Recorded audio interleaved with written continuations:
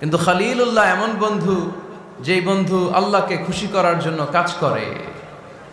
আর হাবিবুল্লাহ হচ্ছে আল্লাহর এমন বন্ধু, যেই বন্ধুকে খুশি রাখার জন্য আল্লাহ নিজেই কাজ করে। আল্লাহর হাবিব সাল্লাল্লাহু আলাইহি ওয়াসাল্লাম ছিলেন হাবিবুল্লাহ। চিল্লায় বলেন, তিনি কি ছিলেন? হাবিবুল্লাহ। এত মর্যাদা, এত সম্মান, এত স্টেটাস গোটা বিশ্বের দ্বিতীয় কারো আছে? আল্লাহর হাবিব সাল্লাল্লাহু আলাইহি ওয়াসাল্লামের নুরানি চেহারার মতো চেহারা পৃথিবীর অন্য কারো আছে? কোন দিক দিয়ে আল্লাহর হাবিবের সাথে কোনো মানুষের কোনো ধরনের কম্প্যারিজন, তুলনা চলতে পারে না। Whether it's the fitness, whether it's the skin colour, whether it's the sound, whether it's the status, is out of any kind of comparison. তিনি সব ধরনের তুলনার ঊর্ধ্বে।